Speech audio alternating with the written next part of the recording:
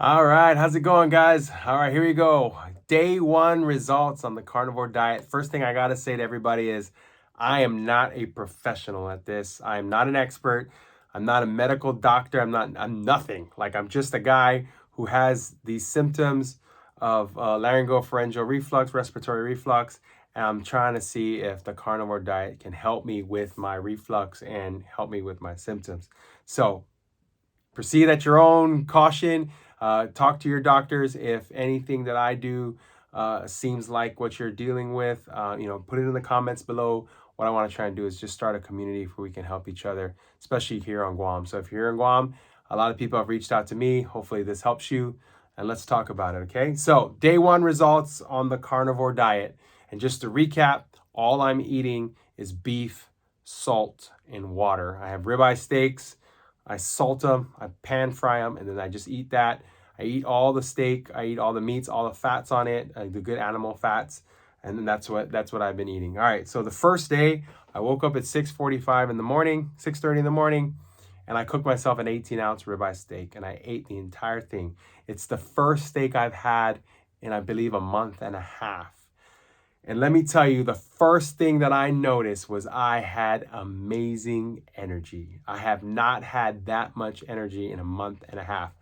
As we were dropping my daughter to school, I was dancing in the car, and my wife was shocked. She was like, "Wow, you have energy today.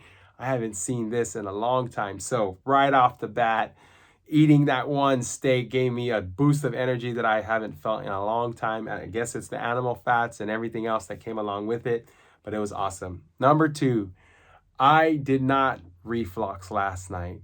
Amazing. I slept for 8 hours, possibly because I was exhausted from the night before, didn't sleep very well. I was reflux. Last night, I didn't feel anything in my throat. I did not reflux. I slept for 8 hours, and I was so thankful for that. So that's great. My weight this morning, though, when I woke up, was 189 pounds. So it seems like I dropped 2 pounds. So it's 189 pounds, and we'll take it from there and see how this goes. Had no pain in the digestive tract, in the esophagus, or in the stomach, or in the small intestine, or anything here, my gallbladder.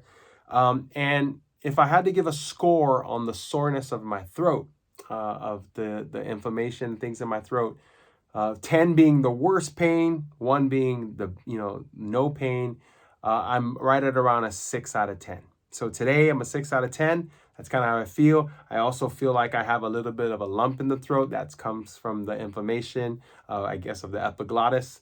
So I have a little bit of a lump in the throat feeling I have. I also have clear nasal mucus. You can kind of hear that in my nose. So I'm not sick. I just have this clear mucus that's caused by the enzymes and the laryngopharyngeal reflux. In terms of my stool, this is kind of funny, but a lot of people talk about this. A lot of people in the carnivore diet say that it really gives them like diarrhea and stuff. I think Joe Rogan said it gave him rocket launcher poop. So for me, on the first day, my stool, I did not poop. I didn't poop at all, which is interesting. But from what I've read or what I've heard from Dr. Anthony Chafee, who I'm following to guide me through all this. By the way, if Dr. Anthony Chafee, if you're watching this, thank you so much for everything you posted. So what I heard from him, it doesn't matter if you don't poop.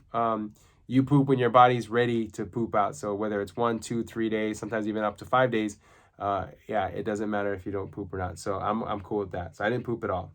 So like I said, I had breakfast about 6:30, 6:45 in the morning. I ate an 18-ounce ribeye.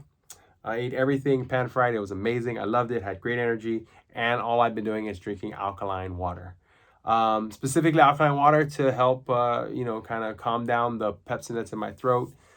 And what I do for water is I have a Berkey filter, big boy Berkey filter, and then we put that through a Serra, Cerra, Serra alkaline water pitcher that charges it to about 9.5, 9.5, 9.5 pH reading. So that's all I do is drink alkaline water, and then of course the salt. For lunch, 5 hours later, about 11:45, more out of just not knowing what's going on, I decided to eat. I wasn't that hungry.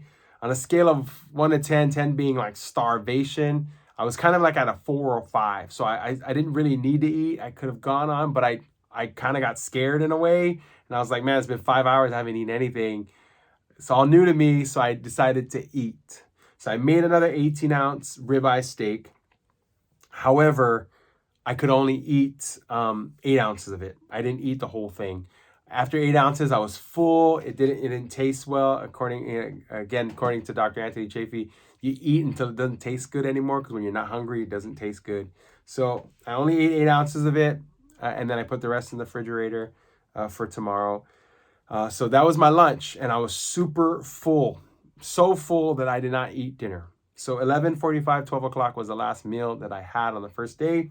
I didn't eat dinner at all, and I went all the way up until this morning. So it's already been going on 18 hours since, 19 hours since my last meal. And I think I'm going to go get in a swim before I eat, and it'll probably be a couple more hours before I eat. And one last thing to share with you, I also tried to follow Dr. Jamie Kaufman's rule of not eating 5 hours before I go to bed. So I don't usually eat past 5:30 or 6 o'clock. And then also I sleep on an incline, a 45-degree incline, with my feet also propped up as well, so that the blood doesn't race down, right? So that's kind of how I sleep. So day 1 in the books. The food is great. I felt really great just off the first meal. And we'll see how this goes. If you have any questions, please leave it in the comments. Let me know if you guys are experiencing any of these, and especially if you're in the island of Guam, we want to kind of create a community to help each other. So I'll let you know how it goes for day 2 on the carnivore diet tomorrow. Thank you guys for hanging out with me. As we say in the island of Guam, Hafide, Sizus Masi, and we'll see you guys tomorrow.